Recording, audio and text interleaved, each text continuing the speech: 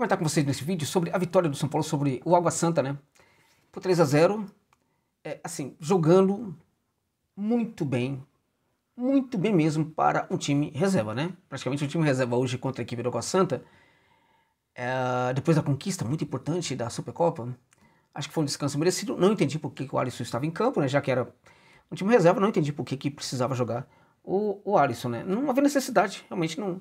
O que não falta para o São Paulo é jogador naquele setor, então não precisava jogar o Alisson, né? O Alisson não vai estar presente no próximo jogo. Se estivesse hoje descansando, estaria apto para a próxima partida do Tricolor, né?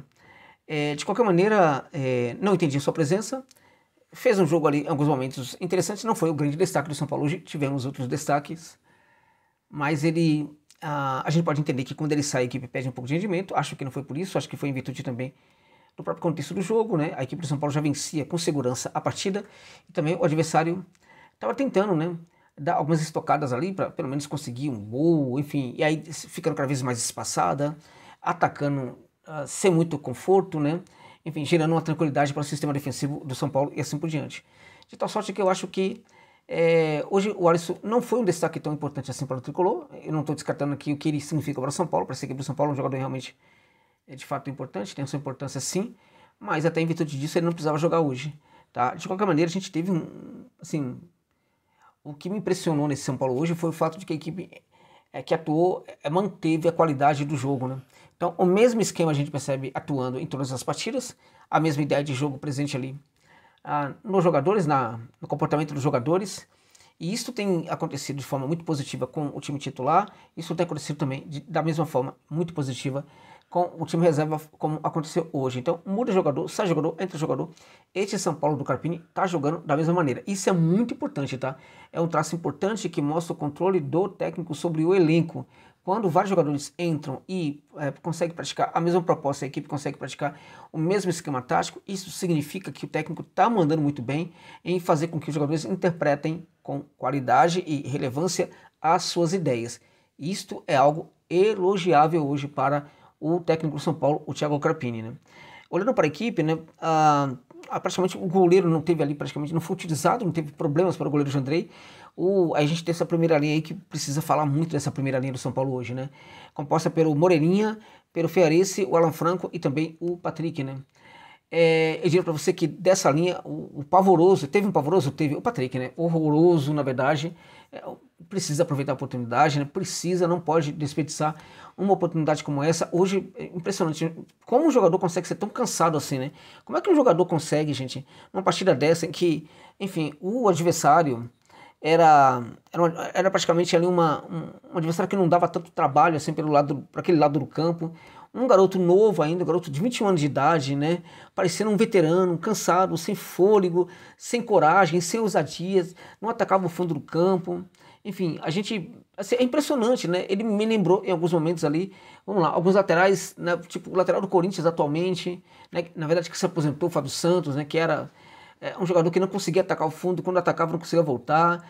Lembrou também em alguns momentos o próprio Rafinha, que não vai, se cansa no meio do caminho, né? Enfim, impressionante o Patrick hoje, lamentável atitude não, né? O jogo, o fato de não aproveitar a oportunidade que foi dada por ele, pelo professor Carpini, né? Jogador que de fato mostra, o São Paulo contrata um jogador aqui, porque olha, eu não sirvo mesmo para parada não sirvo mesmo para ser utilizado quando for necessário. Infelizmente, foi o sinal que ele deixou hoje em campo. Esperemos que ele consiga mudar em outros momentos, mas, sinceramente, gente, eu não acho que vai mudar muito não. Acho que é isso mesmo. Tomara que eu esteja errado, me parece que é isso mesmo. Agora, o contrário dele foi o Moreira, né? O Moreira, realmente, deixa eu contar pra você, olha, teve muitos jogadores do São Paulo que se destacaram hoje. Mas eu vou falar do Moreira. O Moreira, pra mim, talvez tenha sido o melhor. O melhor da partida, né? Melhor, né? A gente pode falar que teve um ou outro aí que foi muito bem, mas o Moreira talvez tenha sido melhor, foi o melhor, né? O Moreira hoje jogou com uma coragem, com uma determinação, com uma ousadia que o Patrick não teve no outro lado. O Moreira conseguiu apresentar. Realmente, esse menino vai longe, hein? Esse garoto vai longe, ele é diferente, né?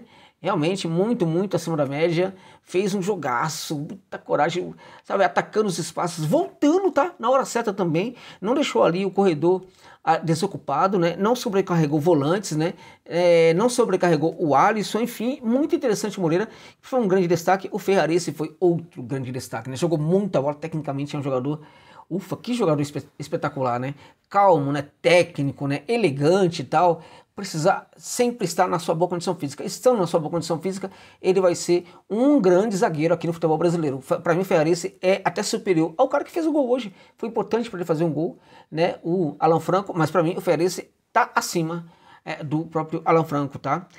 Ali você tem a primeira linha, né? A frente da primeira linha, que é a frente de volantes, uma trinca de volantes aí, que na prática não foi bem isso que aconteceu dentro de campo. Alisson abrindo a linha, aí você tem o Luiz Gustavo, né? No desenho centralizado, e também o Bobadilla. Luiz Gustavo de novo fez uma partida muito interessante, ele é diferenciado, ele está no melhor momento da carreira dele, a bola chega nele, a bola chega sorrindo, né? Ele sabe muito bem tratar a bola, passe curto, passe médio, com qualidade, enfim, olha, jogadoraço, e acho que hoje de novo fez um grande jogo, né? Se nós olharmos para o Damian, teve alguns momentos ali em que ele se mostrou um tanto quanto afobado. Ainda é um menino que parece estar com muita fome e ainda precisa calibrar um pouco a sua fome, né?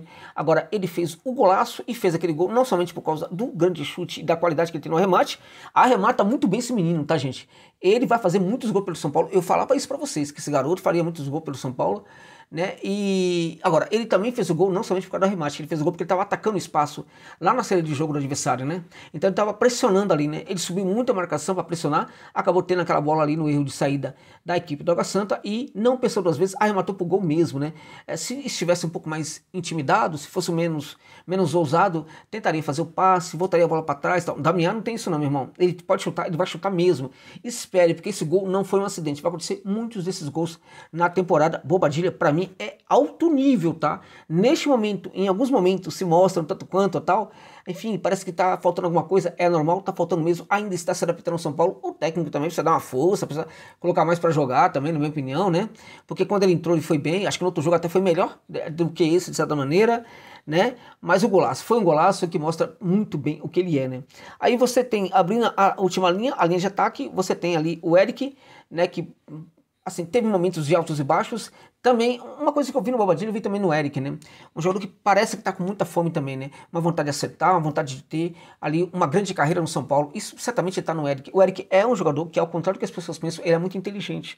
Ele não é somente um jogador de velocidade e que pode ser acionado para driblar, quebrar linha de marcação. Não, o Eric é um jogador que tem muita inteligência. Jogador muito maduro, né? Jogador que amadureceu seu jogo nas duas últimas temporadas. Hoje é um jogador taticamente muito importante também para o São Paulo.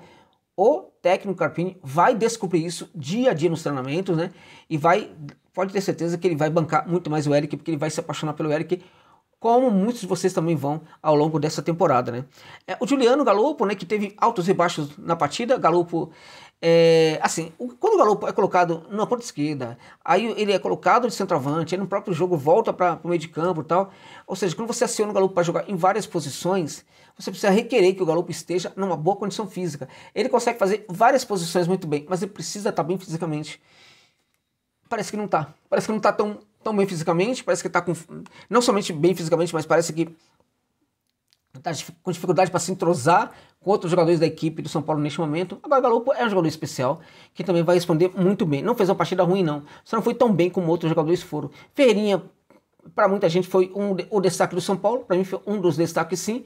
Mas, evidentemente, a gente percebe claramente, né? Aquela coisa que eu falava do Eric e o Ferreirinha. O Eric tem condição, na minha opinião, de conquistar muito mais o Carpini e com rapidez do que o Ferreirinha. Ferreirinha é um jogador interessante, chegou com muito mais prestígio no São Paulo. O Eric com um perfil muito mais baixo, mas eu falava que talvez a surpresa venha muito mais do Eric do que do Ferreirinha. Ferreirinha não fez uma partida ruim, longe disso, jogou hoje bem, acho que foi a sua melhor partida ali, atuando pelo São Paulo, e acho que tá tudo muito bem, né? Aí no segundo tempo ele coloca o Wellington para jogar, coloca ali o Luciano, não sei se era tão necessário assim, faz substituições, coloca o Juan, pelo menos o Juan fez um gol, né? Ufa, pelo menos um gol, né?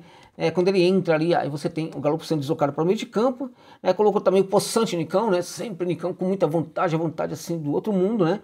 Enfim, né? Sabe como é que é? E, enfim, tomara que o Nicão dê certo, né? Vamos torcer aí para que dê certo também. Enfim, agora, eu acho, gente, que sinceramente o São Paulo hoje, né, ele poderia perfeitamente ter tido ali assim, poderia ter tido alguns problemas. Por quê? Porque a equipe do Água Santa não é uma equipe fraca, tá? A equipe do Água Santa é interessante, tá?